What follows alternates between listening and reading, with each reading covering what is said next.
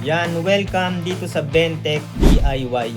Nung nakaraang araw, no, nag-order ako, in-order ko yung bilog na keychain. Pero nag-order din ako dun sa same store. Ang in-order ko itong square. So yung pinadala nila, tama naman, no. So square naman yung pinadala nila. Ito. Yon, nag-order uli ako ng round. Then siguro sa packaging na lang nagkamali sila. So hindi ko alam kung saan banda yung nagkamali or yung employee nila, no. Chinek ko naman yung yung waybill, tama naman. Pero yung laman ng item ay iba. So ito yung laman ng item. Ito yung laman ng item. Yan.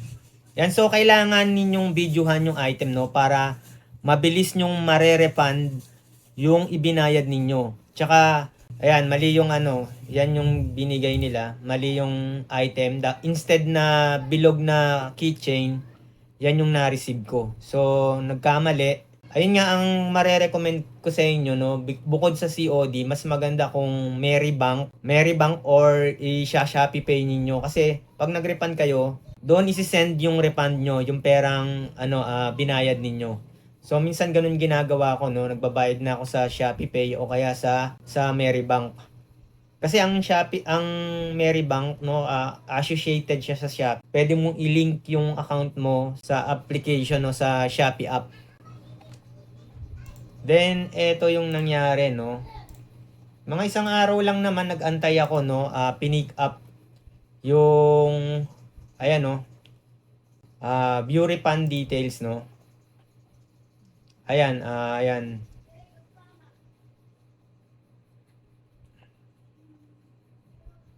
Then, ayan, no.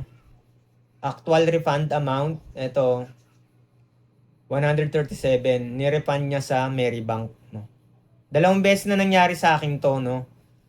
Yung isa naman sa Shopee Pay, binalik din. Ayun, kailangan yung videohan. Then, bago nyo open yung item, no, videohan ninyo, check nyo rin yung waybill, no. Kasi minsan baka mali yung waybill. To halimbawa ito, nag-order ako uli, ibang shop naman to. Then, i-click nyo lang dyan yung request for refund. Ayan, no. Yan. For sample lang to, pero hindi ko isi-send to, no, kasi okay naman tong item na nabili ko. Ilalagay nyo lang dyan kung received damage item, incorrect items, yung isang na-order ko, incorrect items. Did not receive some all of the items. No, ibig sabihin, kulang-kulang yung nilagay. Tapos pwedeng others. Halimbawa, itong others, inano ko, tapos ilalagay ko dito yung reason, description, then dito na papasok yung video na yung unboxing video. Yan. Kailangan maliit na files lang, no. Pag masyadong mahaba, hindi yan ma-download, ma-upload pala. Then yung photo, ilalagay nyo lang dyan, no. Wala dito yung photo na ito. Halimbawa ito, yan, no. Yan yung binigay sa akin.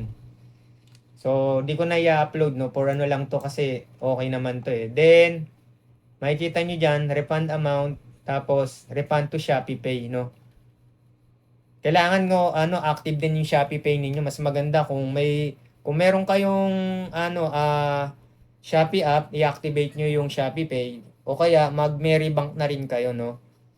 Pwede kayong mag-iwan muna dyan ng 1,000. Yan. Safe naman yung Merrybank, no. May Merrybank ako kaya matagal ko na rin ginagamit. Yan yung dating C-Bank. Huwag kayong matakot na hindi ninyo mare-refund. Huwag nyo nang directly na i-chat yung seller kasi ang naman ng Shopee naman friendly sa mga buyer, no. Basta as long na basta as long na kayo yung tama, no. Baka mamaya capriccio lang, no, gusto niyo lang i-return, no. Tama naman yung item, wala naman damage, tas gusto niyo lang i-return, no. Hindi naman pwede yung ganun, no. Dalawa na yan, no, ipapakita ko dito. May nabili rin ako na basag na May nabili akong basag. Dito. Return. Ito, nabili ko basag. Yan. Nabili ko to. Sa OppoPad SE ko sana siya i-install. Kaya lang, basag. Ayan oh. Andito yung video ko. Ayan. Unboxing.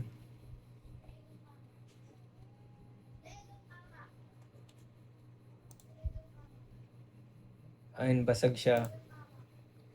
Ayan. Pinaigsi ko lang kasi ano eh. Ayan.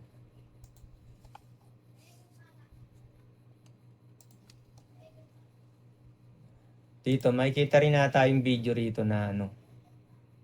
Ito eh. Ayan yung video. Ayan, mali yung product na binigay sa akin. So yan, maraming salamat. Hanggang sa muli, wag nating kakalimutan. Dito sa Bentech DIY, ito po yung second channel ng Bentech. Meron po tayong main channel, yung Bentech, Bentech lang, no? Wala siyang ano, yung DIY. Hanggang sa muli, wag nating kakalimutan mag-subscribe.